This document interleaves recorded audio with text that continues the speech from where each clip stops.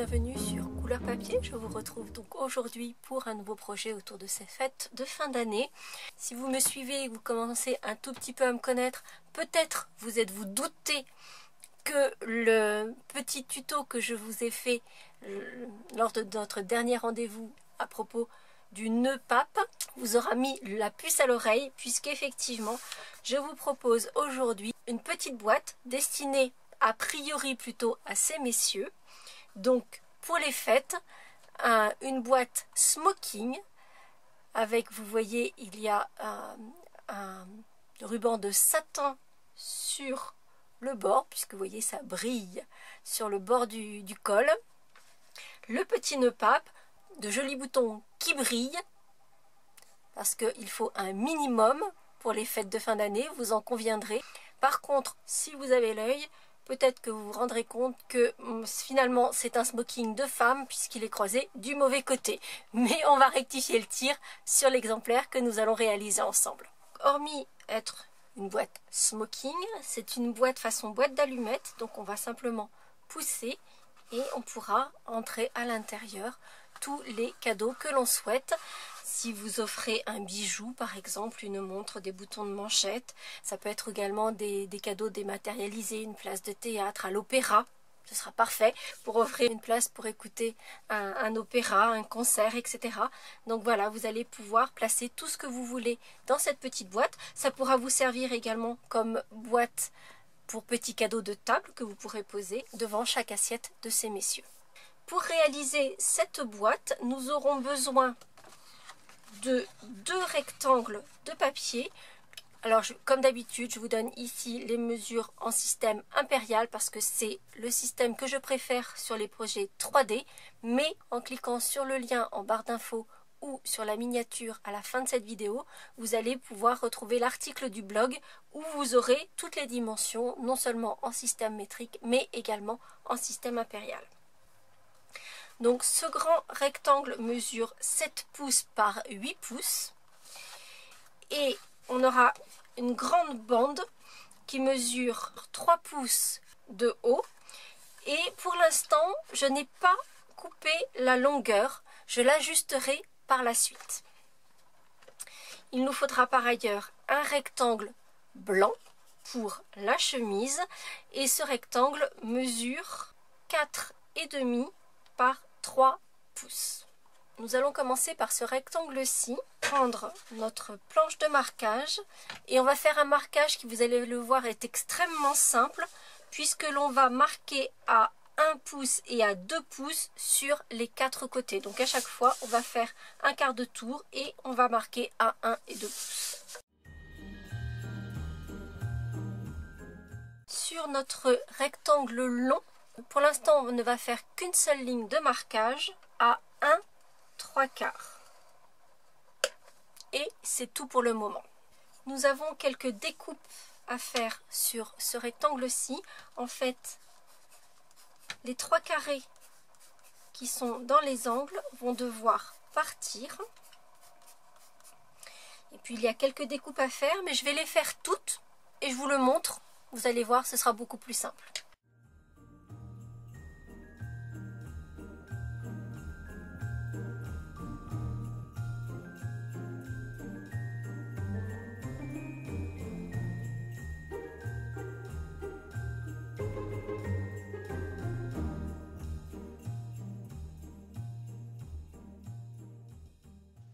Et voici ce que nous devons obtenir.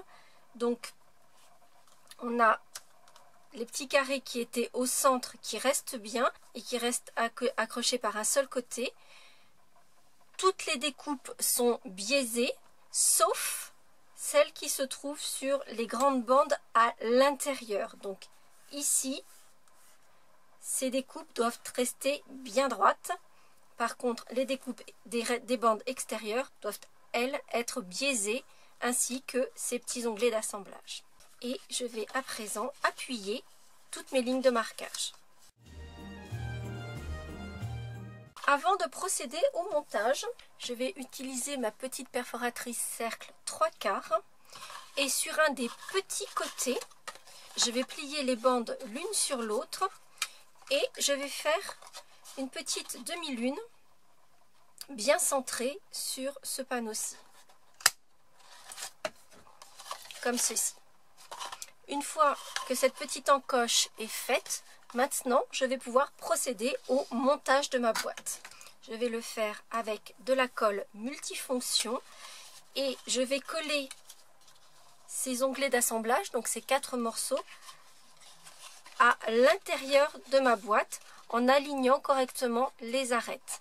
Une fois que les 4 côtés seront collés, je viendrai mettre de la colle sur l'intérieur des volets qui se trouvent en haut et je viendrai les rabattre à l'intérieur de ma boîte comme ceci, ce qui me permettra de renforcer tous les bords et d'avoir une boîte avec une bonne tenue.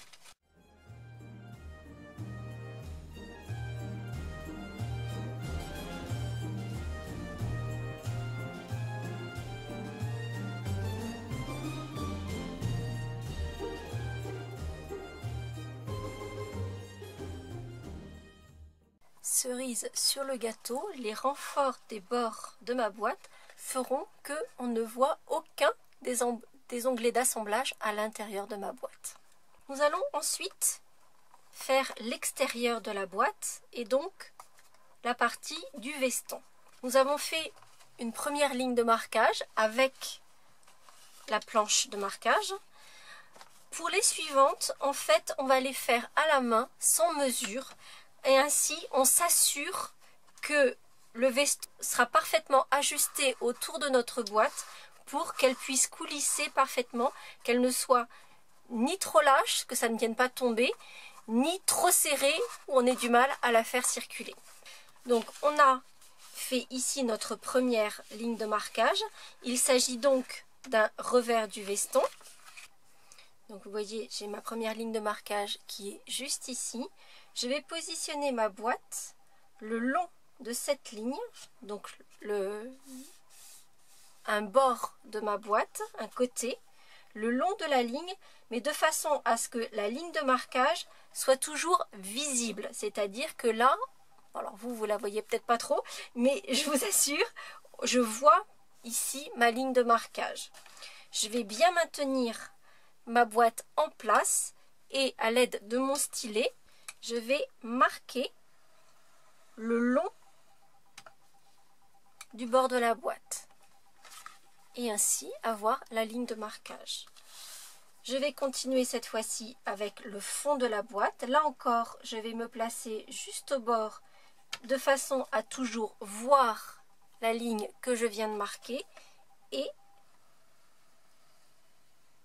faire la ligne de marquage de l'autre côté.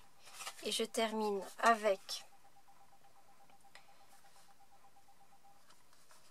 à nouveau un côté, toujours avec la ligne de marquage visible et marqué de l'autre côté.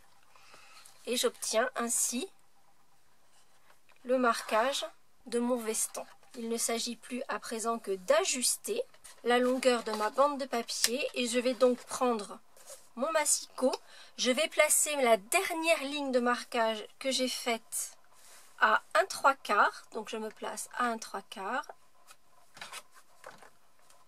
Je mets bien ma bande de papier dans le fond et j'ajuste de façon à avoir les 2 pans de chaque côté.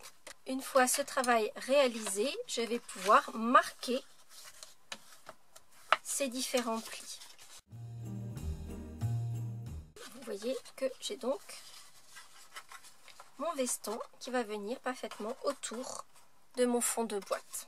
Je vais ensuite me servir du quadrillage de mon support de travail. Alors comme moi, il est placé du côté centimètre, mais l'arrière est quadrillé en inch. J'ai sorti une autre petite feuille quadrillée en inch. Le pourtour de la boîte qui va former le veston est donc séparé en 5 morceaux.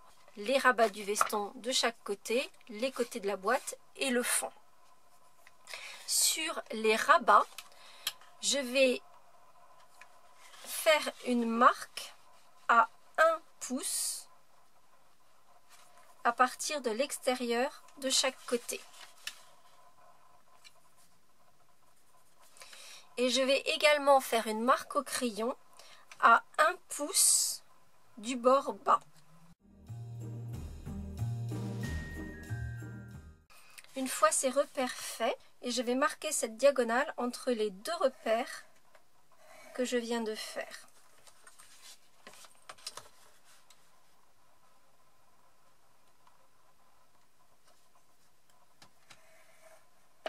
Et je vais appuyer cette ligne que je viens de marquer.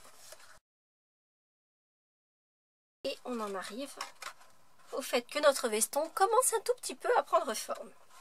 On reviendra sur le veston dans un instant, mais on va s'occuper de la chemise.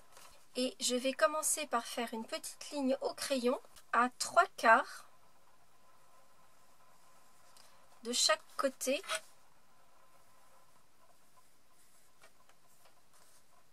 de mon panneau.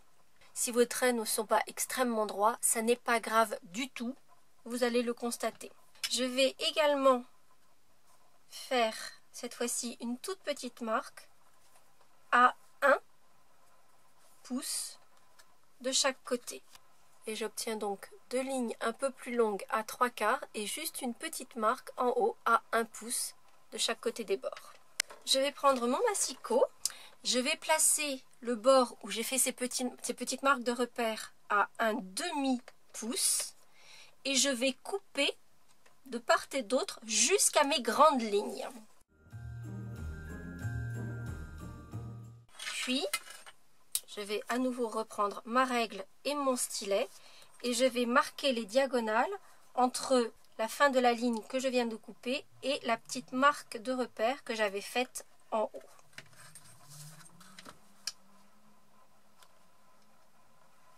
Ce qui va me permettre de rabattre les deux petits morceaux en diagonale et on commence à voir apparaître le col de la chemise. Comme vous le voyez cependant, les deux morceaux du col se chevauchent légèrement. Donc on va faire une toute petite marque d'un côté et de l'autre, là où le col de chemise se croise, se chevauche. Et on va ensuite couper à partir de cette petite marque jusque dans l'angle. Une fois que ces deux petits morceaux sont enlevés, on a notre col de chemise qui vient se fermer impeccablement. Il ne reste plus qu'à enlever toutes nos petites marques de repère au crayon. Il nous reste à ajuster les cols du smoking, puisque vous voyez, il y a une découpe un petit peu particulière sur ce genre de veston. Pour cela, je vais prendre deux petites chutes de papier qui traînent dans mes enveloppes. La première va me servir simplement à placer sous le revers, histoire de bien faire ressortir. Parce qu'effectivement, quand c'est sur noir, vous en conviendrez, on voit nettement moins où on va. Donc, le premier morceau de papier sert simplement à faire ressortir le col de mon veston. Je vais prendre un crayon de papier. Le deuxième morceau va me servir à trouver l'angle que je souhaite pour faire cette découpe du col du veston. Donc on va venir le placer dans l'angle et puis on va marquer la découpe. Donc là c'est vous qui voyez la découpe qui vous semble la plus harmonieuse.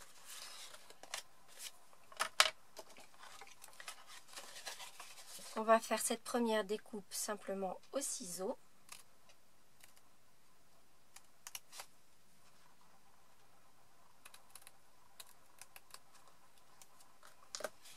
Et pour que ces découpes soient identiques d'un côté et de l'autre, je vais simplement placer les deux revers de mon veston l'un contre l'autre et je vais marquer ma découpe pour pouvoir la reproduire de l'autre côté.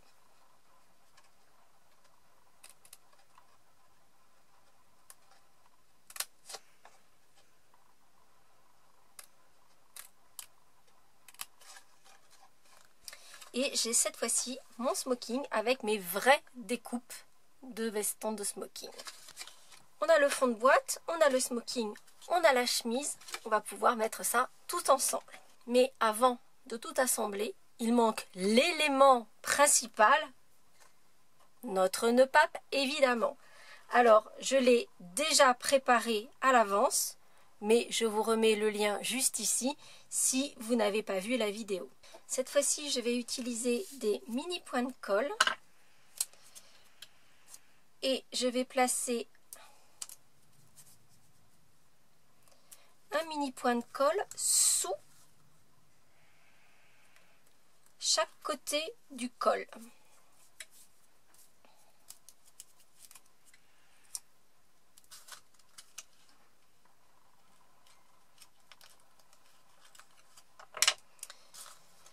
Je vais ensuite mettre mon nœud pape en place, donc en faisant passer les grands pans du ruban sous le col et le nœud qui va venir par-dessus. Je viendrai ensuite appuyer pour que les mini points de colle que j'ai posés derrière le col de la chemise viennent maintenir le tout en place. Et une fois que tout sera bien collé, je viendrai juste ajuster ces pans le long du col pour qu'on ne les voit plus.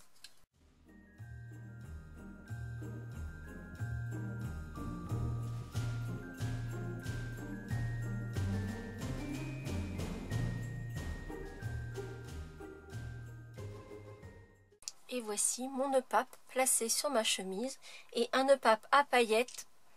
Avouez, ça en jette. Il va me falloir coller ma chemise à l'intérieur de mon smoking. Et là, clairement, c'est pas simple parce que on n'a rien pour se tenir, c'est pas stable. Mais j'ai une astuce pour vous. Je vais me servir de ma boîte, mais je vais la mettre à l'envers, à l'intérieur du smoking. Ce qui va me permettre d'avoir quelque chose de bien plat avec la hauteur de la boîte et ainsi positionner correctement la chemise dans le veston de smoking. Cette fois-ci, je mets le rabat du bon côté, c'est-à-dire avec un rabat sur la droite pour les messieurs. Et je vais faire un léger trait de crayon pour me permettre de savoir où je mets la colle sans que ça dépasse sur la partie ouverte.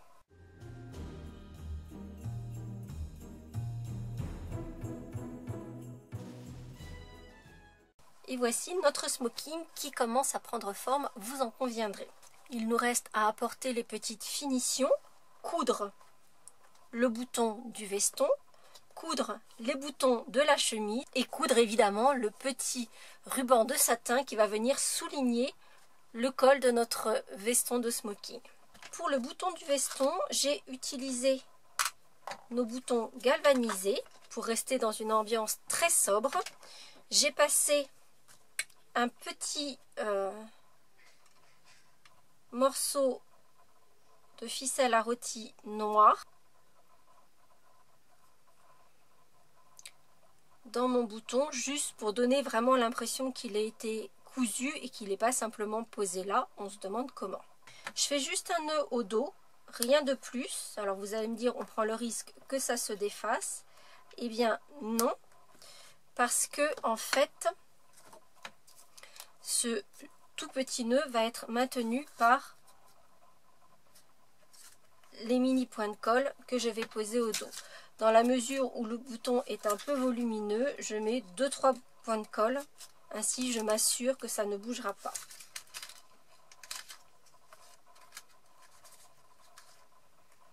Et pour l'instant, je le mets de côté. On reviendra dessus dans un instant.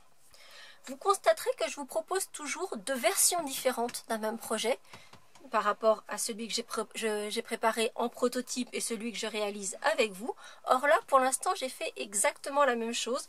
En fait, je me suis dit qu'un smoking, ça devait être noir. Je ne me voyais pas le faire autrement. J'aurais pu changer le nœud, mais je trouve que celui-ci est tellement joli que j'avais pas envie de le changer non plus.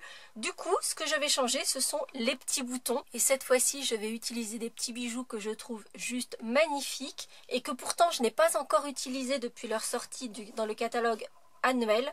Ce sont nos cristaux du Rhin pétales roses. Ces embellissements ont des formes un petit peu particulières. On a des hexagones, on a des petites barrettes, on a des petits losanges et des carrés avec les coins un petit peu coupés. Et je trouve qu'ils sont juste magnifiques. Et du coup, pour mon smoking, je vais mettre des petits boutons carrés.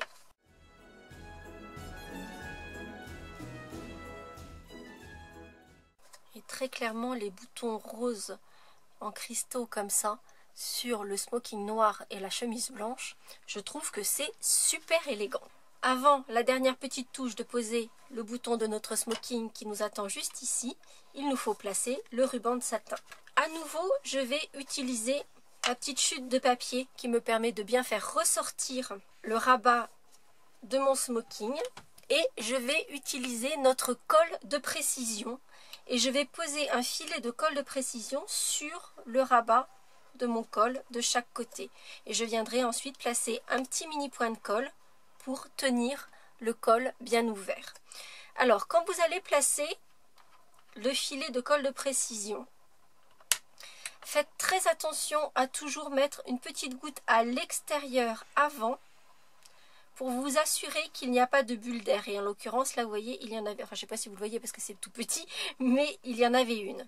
Donc, une fois que vous êtes assuré qu'il n'y a plus de bulle d'air, on va pouvoir placer notre petit ruban de colle qui va donner cet effet satiné sur la bordure de notre veston.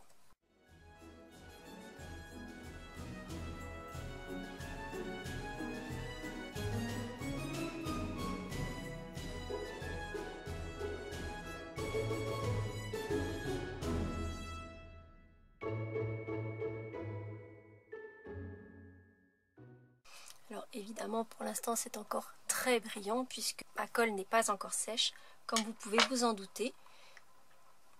Et il ne me reste plus qu'à placer